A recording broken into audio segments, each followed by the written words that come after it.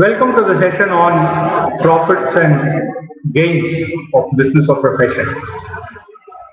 Already we have seen the legal provisions relating to computation of profits and gains from the business or profession. We are going to look into some of the numerical examples of how to calculate your profits and gains from the business or profession. To start with, any computation of profit from business or gains from the profession, it has to start with the net profit. So, there is a specific pro forma available, and by the use of this pro forma, we can able to easily find out what is the profits or gains from the business or profession. Okay. Now the pro forma that's going out somewhere here. The pro forma for the computation of the business of computation of profits and gain from the business of profession is presented here, and I'm just going to explain how the content of it is going to be taken into account. To start with, whenever the profits and gains of business or profession is going to be computed, the starting point is always going to be the net profit for the uh, as per the statement given in your profit or loss account. Okay, and I'm going to take that particular point of profits, net profit as per the profit and loss, and call that as the total amount of gain.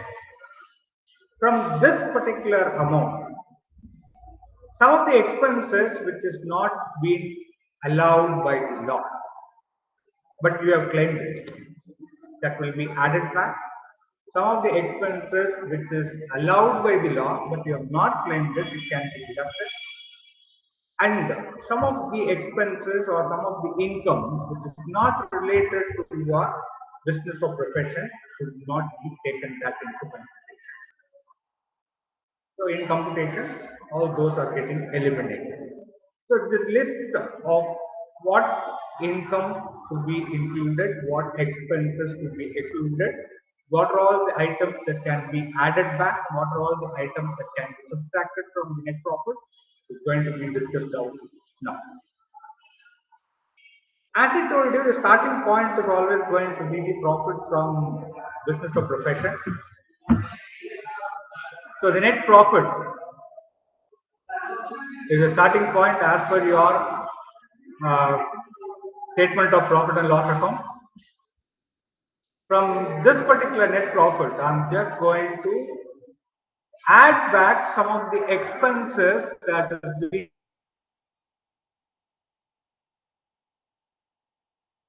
debited to the statement of profit or loss, but it is not allowable by the Income Tax Act. Okay, you would have claimed it, but it is not allowed. In such cases, such non-allowable expenses are going to be added back to your profit so that your profit gets calculated and original income from the profit, income from the business or profession can be calculated. So, in relation to that, the following expenses which are not allowed but you have claimed it are going to be added back to the profit. Like the depreciation as per your books of account, because the provision says the specific manner in which you have to calculate your depreciation. So that should be added back. Whatever that you have shown in your books of account, it should be added back. Sometimes you would be showing that in the straight line method, so that should be added back. Then income tax that's paid should income taxes disallowed. They are actually disallowed under section 40A of subsection 2. Then 30% of the sum payable to the resident on which the tax is not deductible at source. So any TDS to the extent of 30% or so, that's not going to be taken that into consideration. That is going to be added back, or such has not been remitted on or before the due date under section 139 subsection 1. or after deduction disallowed under the section of 40A subsection I 1A. Okay. So that kind of 30% of the sum payable to the resident on which the tax is not deducted at source, they are going to be added back to your profit. Then any expenses incurred in respect to which the payment is going to be made for the goods, services or facilities to related person, to the extent of the same is going to be excessive or unreasonable in the opinion of the authorities, tax authorities, having regard at the fair market value. They are going to be disallowed. They are not going to be taken into consideration. They should not be taken into consideration. Then, any expenditure incurred with respect to the payment of the payment or the aggregate payment of to a person exceeding 10,000 rupees in a single day is made otherwise than by way of account paying check, bank draft, use of ECS electronic clearing system through bank account or through such other prescribed electronic mode like the debit card or the credit card or your net banking, RTGS, NEFT, IMPS, Beam or other pay, all these are going to be disallowed. Okay, anything exceeding 10,000 rupees in a single day in person, that should not be allowed at all. And then certain sum that is going to be payable by the assessee which have not been paid during the relevant previous years in which the liability was incurred or on or before the due date is going to be when due date of filing the return, any expenditure is claimed, they are also not going to be allowed. Then personal expenses, any personal expenses are not going to be allowed, so they are going to be added back. Then capital expenditure not going to be allowed, so they are also going to be added back. Then the repairs of capital nature, because that have separate section, so not that is also not going to be allowed as per section 30 and 31, so they are also going to be added back. Amortization of the premium, preliminary expenditure under section 35D, and expenses incurred under voluntary retirement schemes and things like that, that should also not be taken into consideration. So such expenses are going to be added back to your profit.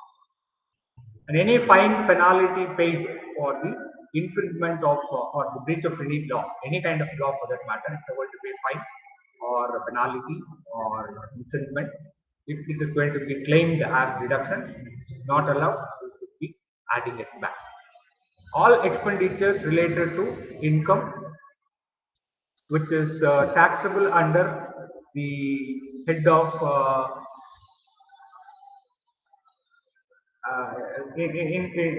under the head of any other heads.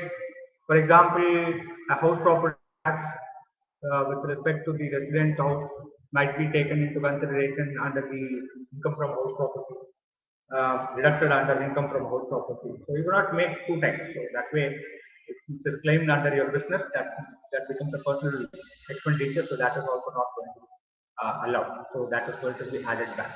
And any sum paid by the assessee as a employer by way of the contribution to pension scheme under section 80 CCD exceeding 10% of 10% of the employee's salary, that should be that is not allowed. So 10% up to 10% it is allowed. Exceeding 10% it's not going to be allowed. So any excess money paid, that is not going to be taken into consideration. That is going to be added back to your profit. So sum of all these things I'm going to call it as B, and A plus B I'm going to have C. From this addition I'm going to subtract some of the expenditure which is allowed as deduction by Income Tax Act, but then not get debited to the statement of profit and loss account during the particular period year. So depreciation computed as per the rule 5. So we were talking about blocks of assets, various depreciation calculations, 5%, 10%, 15%, up to 40% in some cases, according to various blocks and things like that. Then it has to be calculated only on the return on value method of the asset. So considering those rules, whatever depreciation you are going to charge under that particular rule 5 of the income tax rule 1962, those depreciation is going to be deducted here. Additional depreciation of 20% in case of the plant and machinery for manufacturing. I mean, if assessee is engaged in manufacturing something like the producing of any product or article or something like that, if the asset is used less than 180 years, sorry, 180 days, 180 days, 20% of the actual cost can be claimed as depreciation. And in case of power generating organizations, 10% of the actual cost can be taken out as the depreciation. So as the case may be, if it is used before or less than 180 days, 20% of the actual cost for others and 10% of the actual cost for the power generating company can be claimed as depreciation amount. And then the balance additional depreciation of 10% on the actual cost of plant and machinery acquired and installed during the previous year 2021-2022 input to and put to use for the less than 180 days. For that another 10% can be added. So all these depreciation provisions are going to be added and we are going to call it as D. So C minus